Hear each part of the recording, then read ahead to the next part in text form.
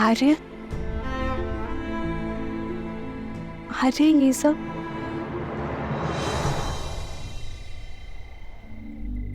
कर्तव्य पथ सीता, भरत और शत्रुघ्न मांडवी और श्रुत कीर्ति के साथ कैकेयी लौट रहे हैं।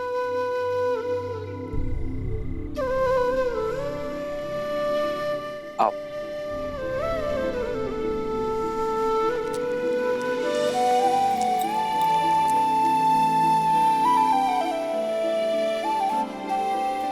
प्रणिपात भैया,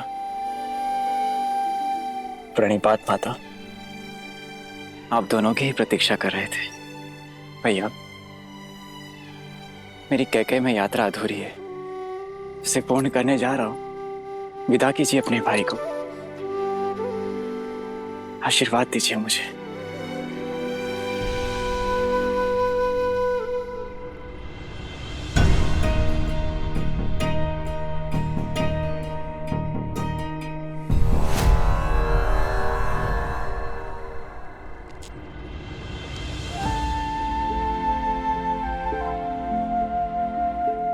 ये देखकर प्रसन्न हूं मैं भरत कि मेरा भाई उत्तरदायी हो गया है। केवल भरत भैया ही नहीं भैया, कोई और भी अपना उत्तरदायित्व समझ रहा है अब। तभी तो मेरे शत्रुघ्न के सामर्थ्य और समर्पण पर पूरी पुस्तक लिखी जाएगी।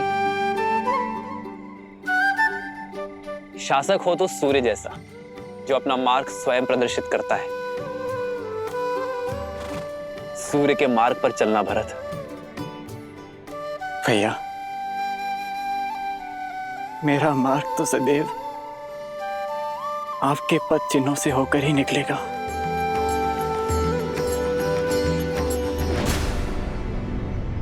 देखा कैकेयी, जाते जाते भी मेरे भरत के कान भर रहा ये राम। उसे तो अपनी परछाई से भी अलग होने का अवसर नहीं देता। आप चारों के जाने से घर सूना हो जाएगा। वापस लौटने में अधिक प्रतीक्षा ना करवाना भरत। शीघ्र लौटूंगा भाभी माँ। विदा कीजिए भैया।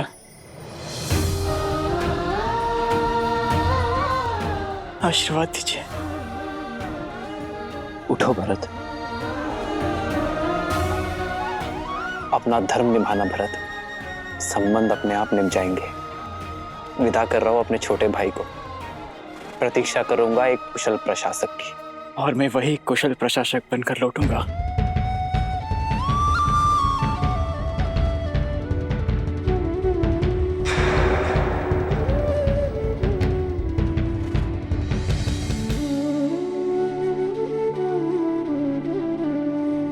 प्रस्थान करो भरत। लक्ष्मण,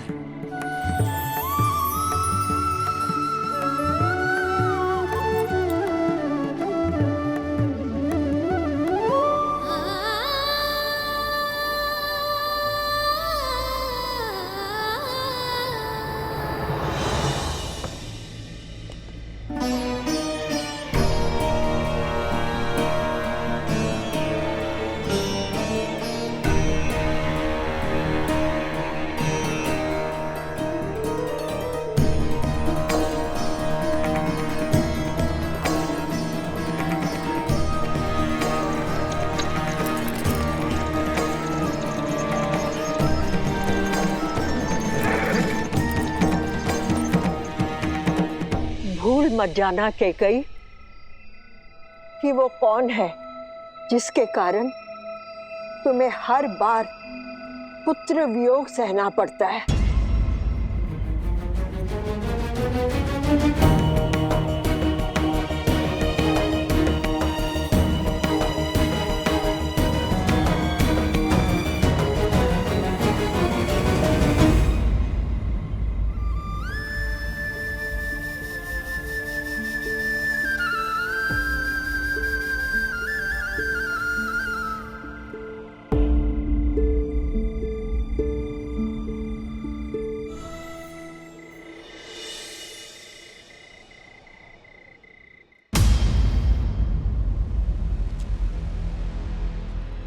बड़े दृष्टिहीन माता पिता की इकलौती संतान हूं।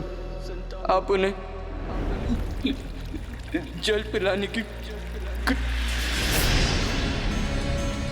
तुमने 2 अंधों के जीवन का सहारा छीना है। तुम भी अपनी आंखों के तारे से दूर हो जाओगे। अपने धर्म रक्षक पुत्र के वियोग में तरस तरस कर मरोगे तुम।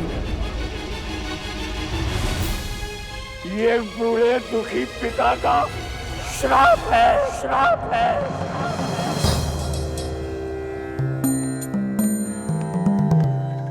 राम गुरुदेव। आयुष्मान भव। महाराज, अचानक स्मरण किया, सब कुशल तो है? जब मन में चिंता के बादल छाए हों तो आशा रूपी सूर्य का स्मरण तो हो ही जाता है। ऐसी कौन सी चिंता है जो अयोध्यापति को खाए जा रही है? चिंता तो कर्म फल है गुरुदेव। मेरी चिंता का कारण मेरे पाप से मिला वो श्राप है।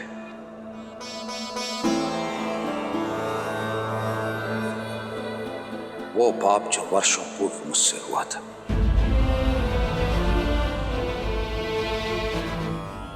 भय मृत्यु का नहीं है गुरुदेव। मृत्यु तो आनी ही है। भय तो मृत्यु के मार्ग का है। इस आयु में आकर पुत्र अपने पिता का सहारा बनते हैं, किंतु मेरे भरत और शत्रुघ्न फिर से मुझसे दूर हो गए। हम निरंतर यह भय सता रहा है कि कहीं मेरे राम और लक्ष्मण तो मुझसे दूर नहीं हो जाएंगे ना गुरुदेव। मेरा मार्गदर्शन करें। ये पल हर राजा के जीवन में आता है महाराज। अयोध्या की पताका लेकर आप बहुत लंबी यात्रा कर चुके हैं। ऐसे में थकान उचित है, और थकने के बाद ये पताका आपको युवा पीढ़ी को सौंप देनी चाहिए। महाराज, आप बहुत भाग्यशाली हैं कि ईश्वर ने आपको राम जैसा पुत्र दिया है, जो योग्य भी है और उत्तरदायी भी है, और प्रजा के बीच में जनप्रिय भी हैं।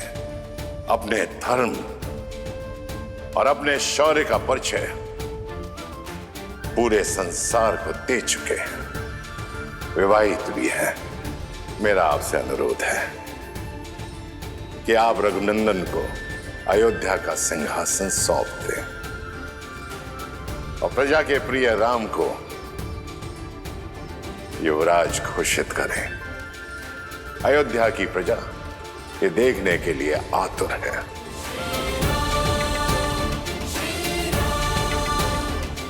बहुत बहुत धन्यवाद गुरुदेव। सचमुच में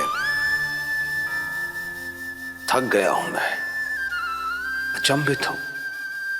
मार्ग मेरे सामने खुला है और मैं व्यर्थ ही दुविधा में था। राम को ये साम्राज्य सौंपकर अयोध्या को एक श्रेष्ठ राजा मिल जाएगा और मुझे मेरे भय से मुक्ति, क्योंकि एक राजा तो अपने राज्य को छोड़कर कहीं जा ही नहीं सकता। बहुत बहुत धन्यवाद गुरुदेव, बहुत बहुत धन्यवाद।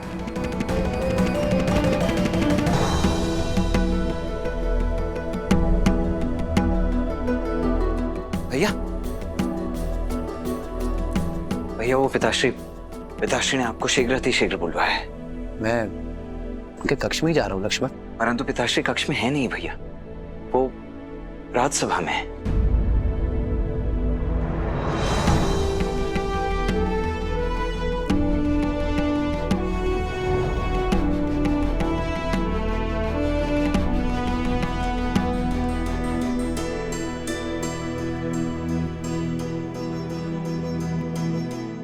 प्रणिपात पिताश्री। आयुष्मान भवा। प्रणाम आचार्य। यशस्वी भव। राम, मेरे पुत्र राम, यहां मेरे समीप आओ।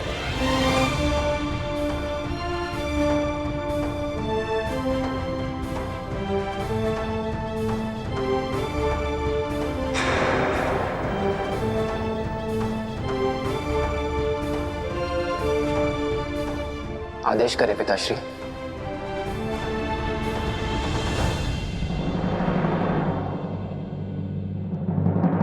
सभासदों, एक राजा का धर्म है अपनी अंतिम श्वास तक प्रजा और राज्य की सेवा करना।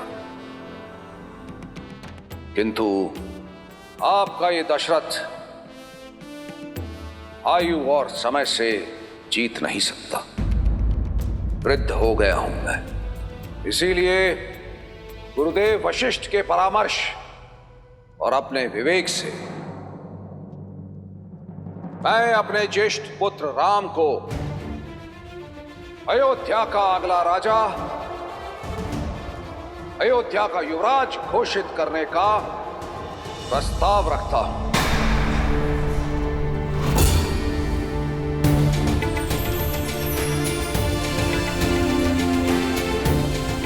न्याय और धर्म में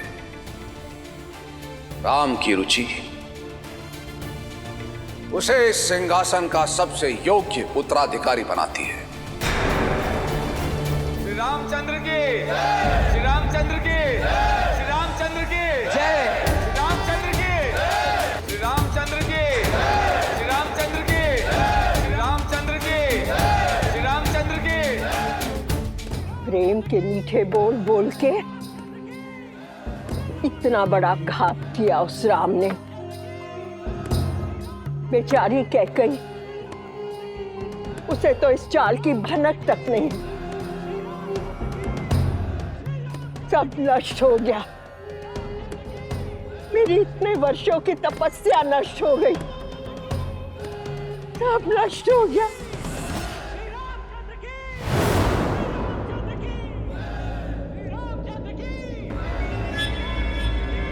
अचानक जय जयकारा क्यों हो रहा है?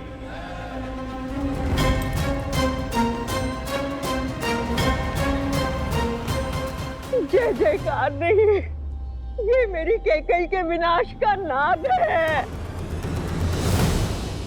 सब अनर्थ हो गया, तुम्हारा हर स्वप्न टूट गया।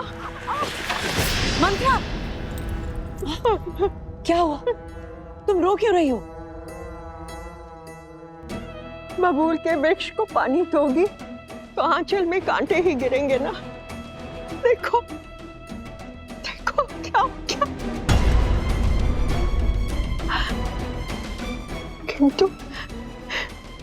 किंतु महाराज ने तुमसे परामर्श तो लिया होगा ना।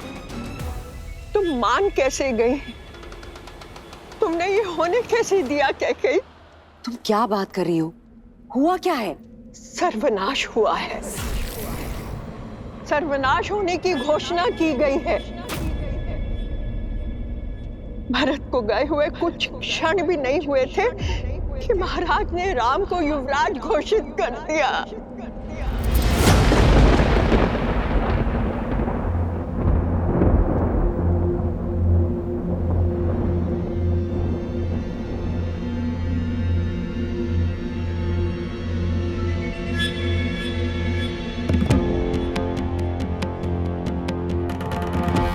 अब समझ में आया कि राम ने भरत को रोका क्यों नहीं।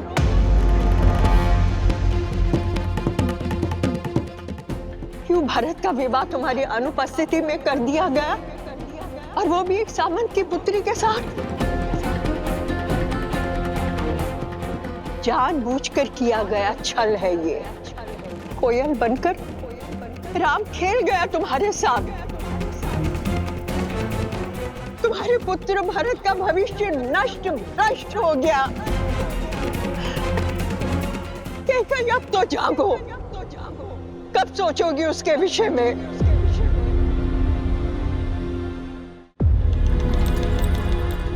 महाराज राम को युवराज बनाने की घोषणा कर चुके हैं। अपने कथन से कभी पीछे नहीं हटेंगे।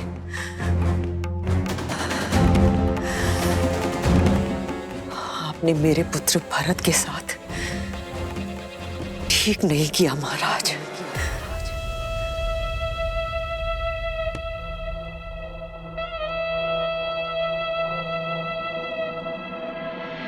वचन से बड़े शब्द नहीं होते। कैसे वचन? वो वचन जो समरासुर युद्ध के पश्चात महाराज ने तुम्हें दिए थे। तुमने केवल अपने पति के प्राणों की ही रक्षा नहीं की, अयोध्या के महाराज के प्राणों की भी रक्षा की है। एक नहीं, 2 वर देता हूं तुम्हें, मांगो। तुम तो भोली हो, भूल गई, किंतु लौटकर तुमने मुझे बताया था और ये मैं नहीं भूली। कैकई, तुम्हारे पास जीत का ब्रह्मास्त्र है, क्योंकि महाराज सब कुछ हार सकते हैं, किंतु रघुकुल का मान और अपना दिया हुआ वचन नहीं हार सकते। भाग्य से एक अवसर मिलता है और तुम्हारे पास तो 2 हैं।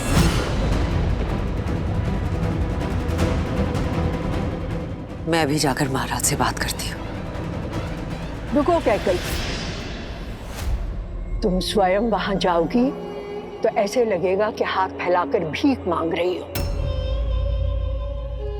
कैकई, ऐसा कुछ करो कि महाराज स्वयं तुम्हारे पास आए।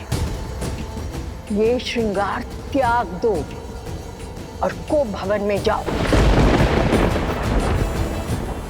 मैं अभी महाराज को बुलाकर आती हूँ और 2 वचनों से राम की छाया को भरत से कैसे हटाओगी और क्या मांगोगी, ये सोचो।